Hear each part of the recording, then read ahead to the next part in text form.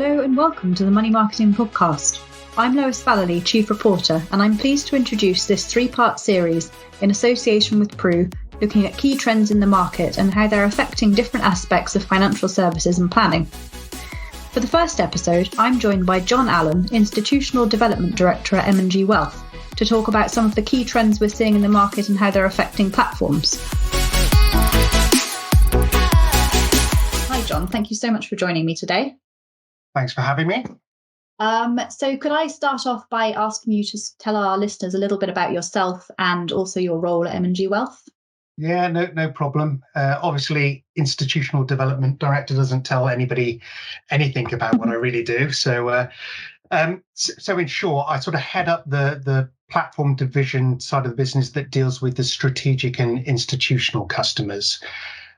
So this sort of takes me into a bit of propositional development for them. So that sort of side of the business as well as supporting, the sales and marketing teams around, developing issues that we're picking up in the industry and helping them out with understandings around those sort of areas. Okay, great. You sound very well placed to talk to us about sort of big trends that are coming out in the market then. One of which I think certainly something I've been looking into quite a lot is consolidation in the industry. So what are your sort of thoughts on what's driving that and where it's going? Well, it is a driving factor in a lot of the conversations we're having, sort of at a due diligence point or a tender point and stuff like that. It's causing a lot of firms, a lot of advisors to take a step back and think and perhaps approach their annual conversations in a slightly different way to what they have done in the past. I think there's a number of drivers going on in that market. So from an advisor perspective, we'll obviously have those that are looking for capital events, looking to get out of the industry. The demographics are pushing a lot of advisors in that direction, understandably. But also we're beginning to see some of the more medium-sized advice businesses looking at the sort of vertical integration side of the business, where they've got several things they can look at. They can build a DFM into their business, or they can perhaps look at another, having their own platform. The easiest one of those ones seems to be building your own investment solutions. So that sort of is also causing a little bit of consolidation in the market as people start to come together in that aspect. And of course, once you do that, you start looking at your platform solutions and stuff like that and how they would fit in to your overall proposition. We're also seeing sort of a little bit of an advisor platform consolidation as well. Okay, where interesting. Obviously advice firms want to get more efficient. They want to become more profitable. They want to make their lives more easy. But we're also perhaps seeing them looking over the horizon about some more reporting issues, especially with consumer duty and stuff like that, and thinking maybe is the time to simplify our ecosystem to make sure that we're not dipping into multiple sort of systems to try and pull all of our MI together. So that's another one which we're seeing driving conversations. And I suppose the other one is the platform consolidation bit, where obviously we all know over the past couple of years there's been a lot of PE activity in the market. So some of that's caused concerns from some of their users. So they'll be using this as an opportunity to really just test the market to see if there's somewhere else for them to go. We get into, well, traditionally when we were doing these tenders and due diligence, the advisor and the firm would always want to start off with price and functionality.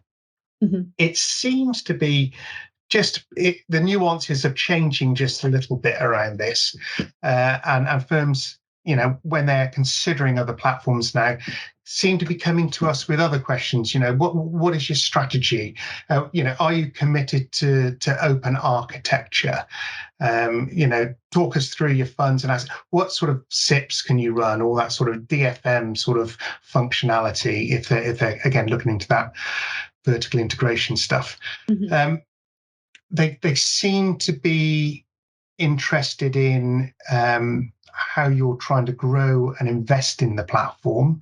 I think there's probably some concern around cutbacks and reductions in service and support that might be out there. So you've got to sort of build into your conversations, what you are bringing to the party, what support you're offering, what training, technical support, asset migration sort of pieces. So those sort of things seem to be coming out from that sort of platform consolidation side of things. And also you've got, replatforming raising its head with a few platforms as well at the moment. So advisors tend to be looking at platforms from a stability perspective. Obviously, when they build their business, when they build their proposition, and when they try to meet their clients' needs, these are all long-term investments, long-term aspirations. So, they're trying to look for the stability that meets those long-term aspirations. And we just emphasize the aligning our long-term business plans with their long-term client timescales. So those seem to be the three sort of drivers of the industry consolidation piece that we're coming across. Yeah, no, really interesting. You mentioned private equity there. Is that something you see sort of continuing, considering the high inflation and interest rates, and probably going to get higher? I think that obviously opposite challenges going forward. As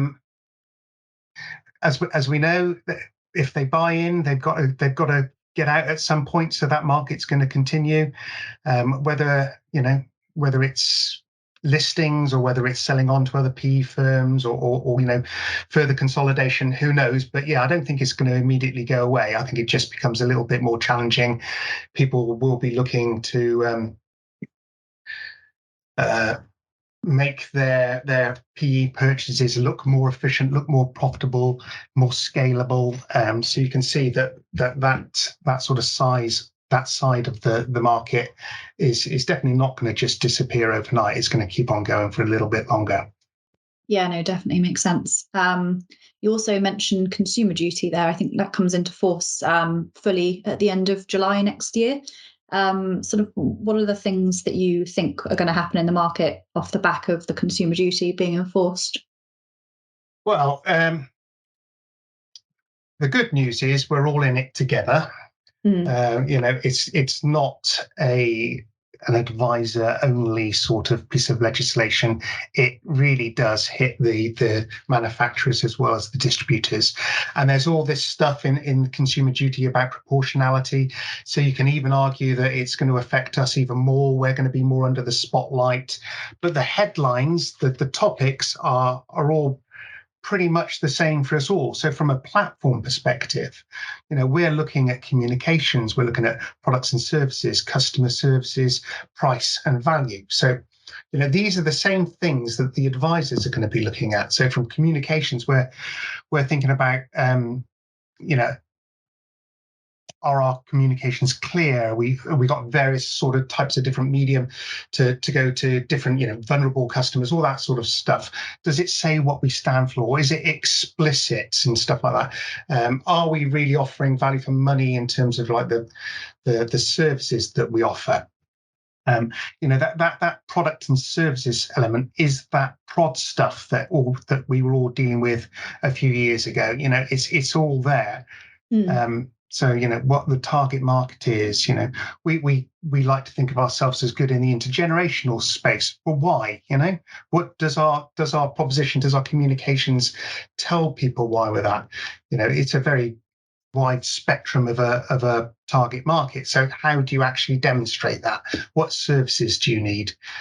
And I think from our perspective, and I think from advisors' perspective, you can see the footprints clearly leading from all the previous regulation, from RDR, which was, talking about your service propositions and treating customers fairly, putting the customer at the heart of everything, assessing suitability, where we started to move into CIPs and segmenting and stuff like that, and shoehorning and all the research you had to do. And then we move into pension freedoms, and advisors have started to think about what risks they're managing and client outcomes for non-single events. The world moved on from just paying off your mortgage and retiring at 60 to a load of unknown risks with unknown defined timescales on them. So that's happened.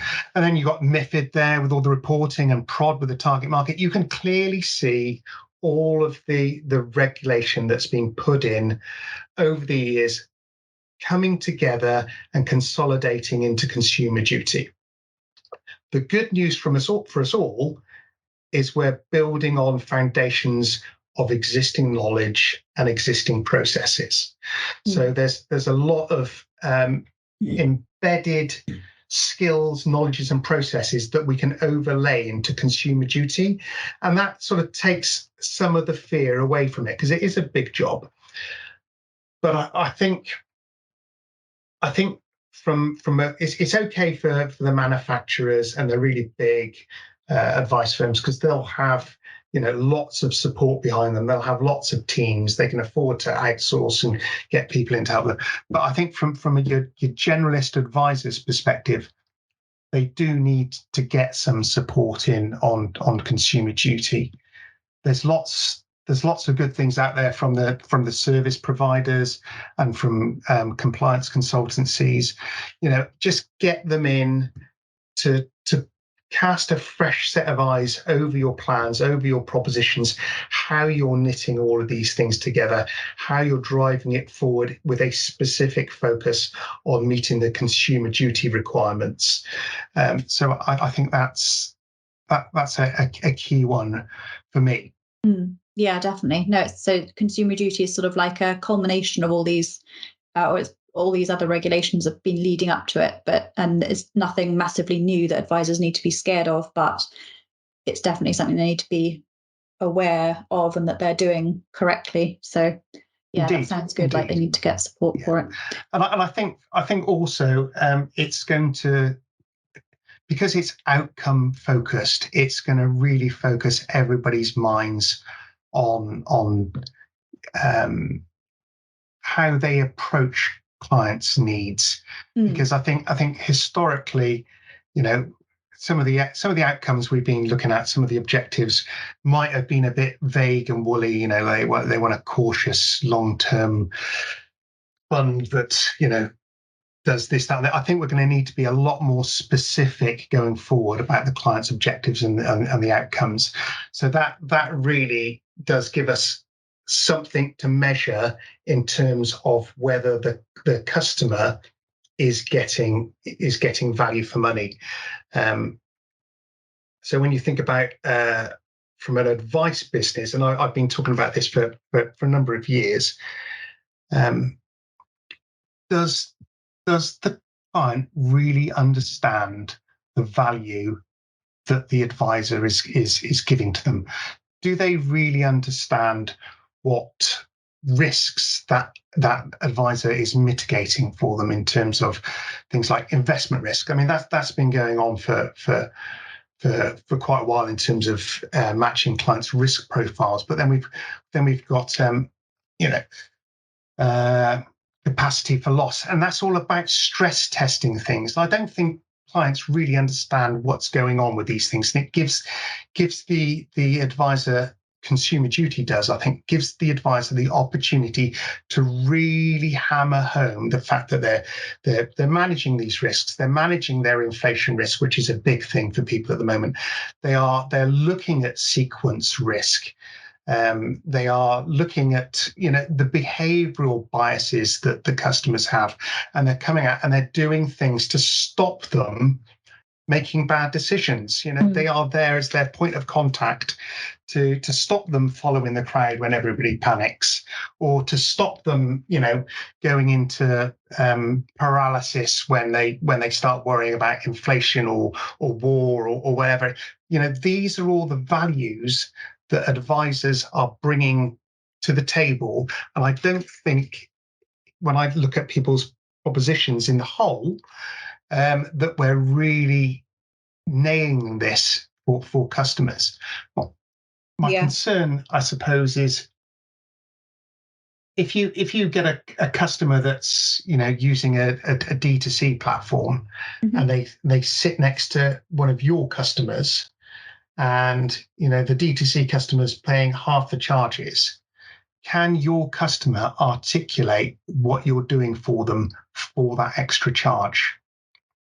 That's a very interesting way of looking at it. Yeah, actually, that really helps. and I think with consumer duty, when we're looking at the comms and the services, the education bits for the customer, how we're trying to make everybody make credible decisions. I think it's really going to help. I think we just need to be a bit bolder in terms of what we're delivering, how we communicate what we're delivering, and not being so sort of vague in terms of outcomes, because we've all got to do annual reports now on consumer duty. Yeah, cool. So you need to have something to report against. You need to have an outcome and an objective to be able to show that you're meeting them. You need to be able to look at, and the other things, looking at the charges as well. It's not just about the advice charges, it's about all the charges. The advisors sat there in a position where they're in a great position to look down from a helicopter view at all the different charges of the platform, of the investment proposition, of the advice, looking at all the different services that are included in each bit of those, and breaking down whether those charges, those services, and those outcomes are really offering each of their customer segments value for money, and are they in the right segment? And then you've got to put that into your report for when the regulator comes knocking on the door. Yeah, definitely. I think, as well as evidencing value for money, aren't advisors now obligated to make sure that their consumers have definitely understood the advice that they've been given? Is that something in the consumer duty? Yeah, there's an education piece within that. Yeah. And again, I think that's all to do with the communication. That's all to do with the proposition. I've seen some advisors beginning to, obviously cash flow modelling is a core part of most advisors' processes nowadays. Yeah. And you can just go through your cash flow modelling report, ping it out to the customer, and then they just file it. But I've seen some advisors now recording the presentation around their cash flow modelling and reporting back that clients are coming back repeatedly to refresh their memory on what was said, what was going, what the plan is, the stress testing, all that sort of stuff. So there's lots of different ways we can use communications and different medium to help us with that client education and just bringing them on more into the advice process. Because I can imagine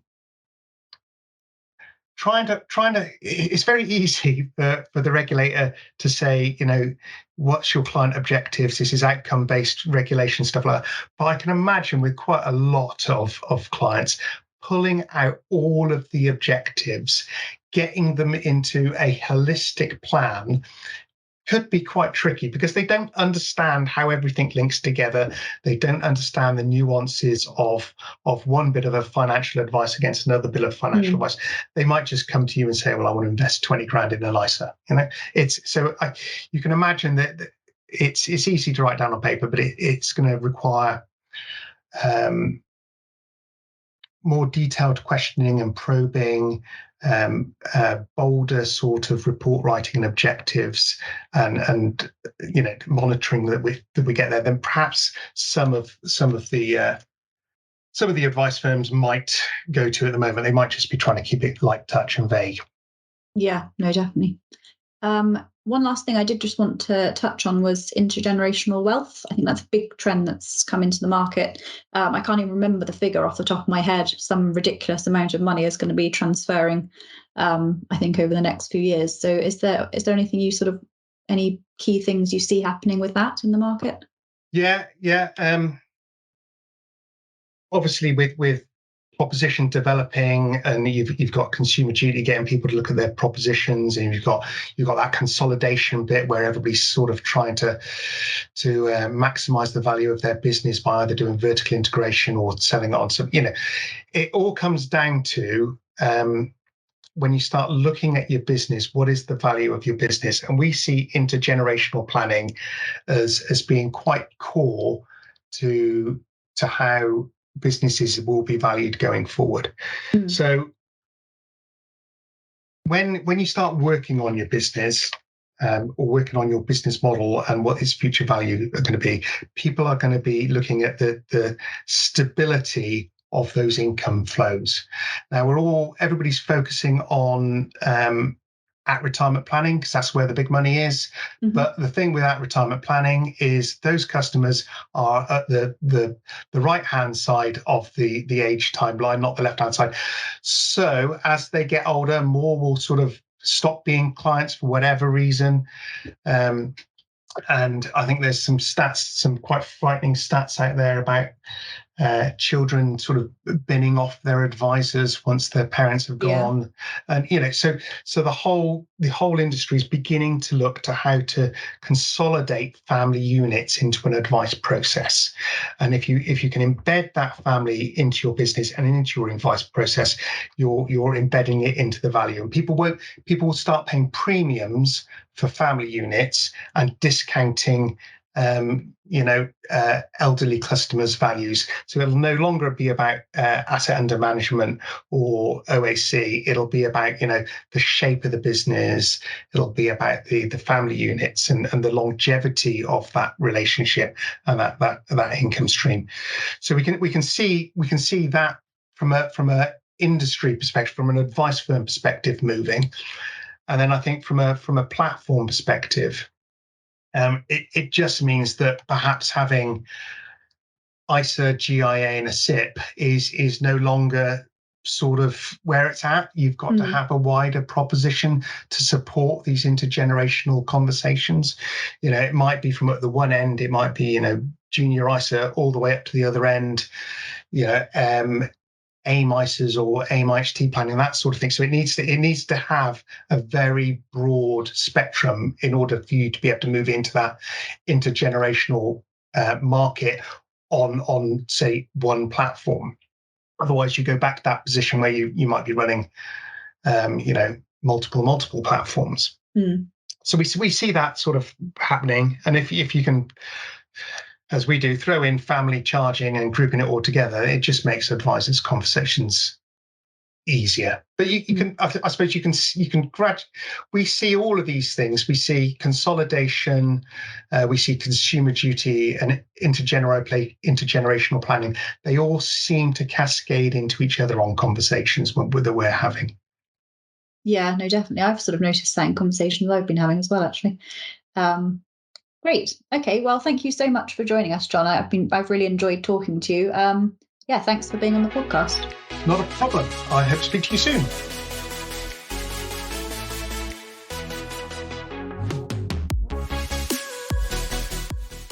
Thank you so much for listening to our podcast about how market trends are affecting platforms.